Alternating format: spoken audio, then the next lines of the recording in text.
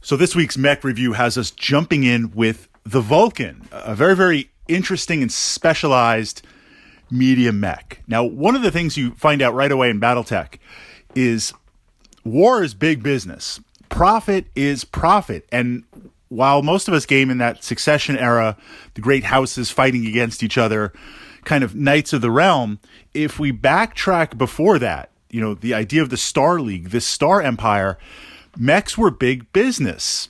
There was a lot to maintain. So what you see through various civil wars and factions and battles is literally companies creating mechs to fulfill a very, very specific role.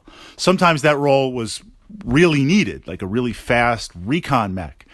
Other times the role wasn't needed, but if we have a slick enough brochure and the holo vids look good, then we're in and we'll kind of make a lot of money. The Vulcan, from that design point of view, was selected, created, built for a very, very, very hyper-focused role. Not only a hyper-focused role, but also for a very specific time period in the Battletech universe. Now, what this translates over before we look at the stats is from a purely meta point of view. You know, if you're just crunching the numbers, looking through the tech manuals, there's some mechs that work. There's some mechs that are just so bad they don't work. So why would you ever play them? Well, narrative is narrative, depending on how you want to approach Battletech. And other times mechs are created for a specific role, but if you're playing combined arms, in the case of the Vulcan, or if you have access to other units in your collection, you might be able to hit that checklist not utilizing a mech. So we have to kind of frame it from that perspective. So the idea behind the Vulcan, let's take a mech and let's devote it entirely to anti-infantry, devoted entirely to anti-tank, medium and light tanks. Heavy tanks will just scrap this mech because it is a medium mech, but essentially a mech to deal with really dug in city fight, city tech forces. Now, if you've had the chance to play city tech, if you've had the chance to play a city fight, this is a dangerous place to be. Just having some infantry in a bunch of buildings dug in, having some tanks hulled down, being ready to ambush, the battle value is low. The buy-in is low for the tanks and infantry, but that battle value is magnified so much. Light mechs, they're going to have a problem. Medium mechs are going to be challenged. You're going to have to send in some heavies to dislodge them, and the heavies will take damage. And it's also this bigger question of, for the battle value, when you have to remove tanks and infantry, yeah, I can do it. I send in an assault lance. Right, but that assault lance is spending 3, 4, 5, 6, especially if I'm very, very stubborn. And the interesting thing in Battletech, I'm 99% sure of this, you guys will keep me on task, there are no morale issues. I always figured it was like they're just kind of highly motivated troops. No morale issues. I can have my infantry and you can send in your assault lance. They're not budging. I'm not moving. We're fighting to the very, very end from that perspective, man versus machine. So in that case, you have taken this massive, massive, massive battle value amount and tied it up. I've tied it up 4, 5, 6, 7 turns. I mean, who knows how long? So this idea is, let's have a mech to do this.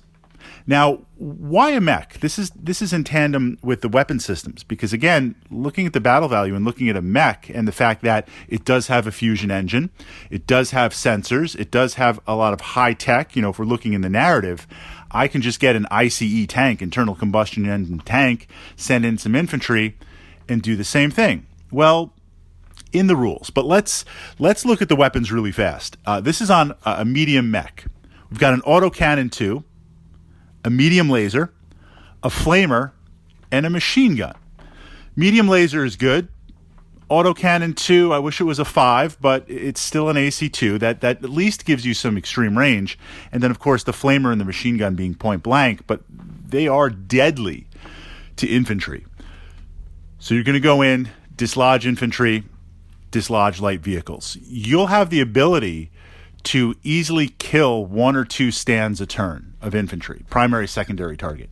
You'll have the ability to put the hurt primary infantry, secondary target on a vehicle. So you're able to engage with that weapons configuration a minimum of 1 or 2 targets a turn. The return fire you take back, if there's 4 stands of infantry and, say, a Scorpion tank, and I'm vaping a stand of infantry around a turn, then the damage I'm receiving back, I'm a medium mech. This wouldn't necessarily work on a light mech. I've got some armor, not that I ever want to get hit. So here's the main reason, and this is based on the rules, which they've done to simulate the effects of mechs versus vehicles. Why not just go in with a tank? Well, a mech is not going to take motive hits. You are going to be fully mobile until your leg goes crit or gets blown off. And when you're walking in, the danger with infantry and the way the rules are situated, a stand of infantry occupies that hex or occupies that building. The infantry are understood to be spread out, and they're firing at all different areas. So you're taking multiple hits in multiple locations. And that can be a little bit scary on a mech. On a side note, infantry can be crit seekers, very, very powerful, very, very potent. But going against vehicles, if I send in a vehicle to deal with the infantry, I'm going to take lots and lots of motive hits, and they stack. I'm going to grind down. I'm going to be stuck. There could be facing issues where I get locked in to a certain place. With a mech, you have that full, absolute mobility. And this is the primary reason why you would send a Vulcan in or deal with the Vulcan as opposed to sending in some tanks or sending in infantry to deal with that. Infantry are always a good idea. You could send in some infantry also. But being a dedicated anti-vehicle, anti-infantry system, it absolutely does work. Now, on the flip side with this, what kind of pushes it over the other way also is the fact that the battle value buy-in, 642 points for a mech, so you have that mobility. And the mobility is also important, moving through rubble, moving through certain terrain. 642 battle value. To have something similar, if you went with vehicles to take into account for the motive hits, you would have to have maybe 2 or 3. You'd have to have more than just one that you're sending in. So from that perspective, the Vulcan is very hyper-focused. The Vulcan does absolutely work, and it is worth bringing it. But being a specialized mech, if you're playing in an open field, if it's a blind draw or if there's a bad matchup, you're literally in trouble. Going against other mechs, you've got the medium laser, which is good, and you've got the autocannon. Essentially, against other mechs, you have the armament of a light mech, but you don't quite have the speed and mobility of a light mech. But you do have the armor of a medium mech. So what role does it play? Do you send it in solo? Do you make it part of a lance? I have a Vulcan. I enjoy playing it. I attach it if I know that I'm going into a city fight type scenario. I attach it often to my medium lance, or I will have it kind of work in tandem with an assault lance where I need to clear out massive amounts of infantry and I need to deal with light vehicles, hover vehicles and other things, and I don't want to pull off the T-bolt. I don't want to pull off other mechs that can deal with it from that perspective. In terms of adding it to your collection, it's a mech that will be played, will be hyper-focused, that you will pull out for those very, very, very specific scenarios. It's not, by any means, a generalized mech that you're going to regularly take.